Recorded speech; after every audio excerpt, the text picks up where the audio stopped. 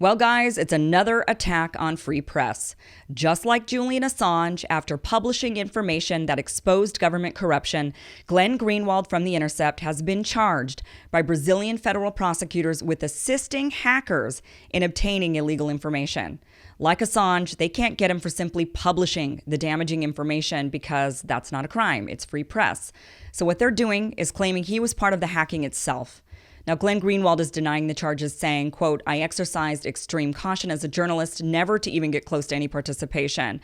This is an obvious attempt to attack a free press in retaliation for the revelations we reported about, and we will not be intimidated by these tyrannical attempts to silence journalists."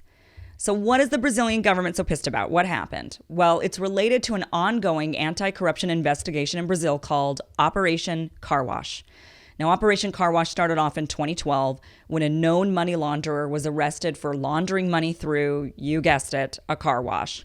When they asked the guy who he was laundering money for, he said executives at the state-owned oil company Petrobras. Well, what did the executives need money laundering for? What kind of crooked scheme were they into? The accusation was that at the state-owned oil company, Petrobras, some executives were accepting bribes in exchange for awarding inflated contracts to construction companies.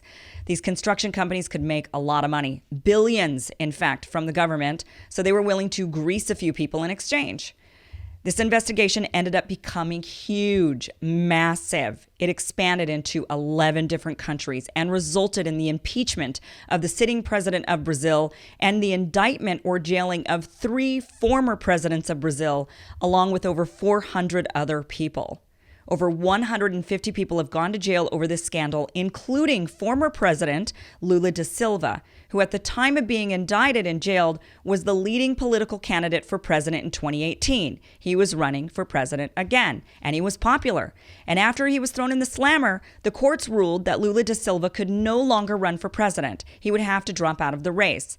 This is despite many Brazilians calling his indictment and conviction a coup, and despite da Silva still leading in the polls. As a result of being forced out of the race, da Silva's party put up another candidate who just wasn't as popular, and the opposition party won, and that is how Brazil ended up with Bolsonaro. Now, there was a judge in this whole case, Sergio Moro, who was overseeing the entire investigation.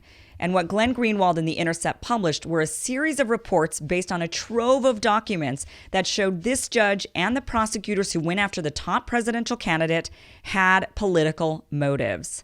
The trove of documents, including private chats, audio recordings, videos, photos, court proceedings, and other documentation that was provided to The Intercept and Glenn Greenwald by an anonymous source, showed that the investigation was mishandled and meant to harm da Silva's political party and da Silva's return to the presidency. So here we are today. Now Greenwald is being accused of not just receiving the hacked documents from an anonymous source, but he's accused of helping with the hacking. And we don't know what evidence, if any, the prosecutor's office has. Just like Julian Assange, it's likely nothing. This is an attack on free press, an attack on the people's right to know, an attack on truth and freedom. It is wrong on every level, and every journalist worth their salt should be standing alongside Greenwald, Assange, and the numerous others who are behind bars or fearing being locked up because it could be any one of us at any time. A lot of people have personal bias against Assange and have refused to speak up against the obvious crimes being committed against him. So this attack on Greenwald, who is more likable, is going to test their moral fiber.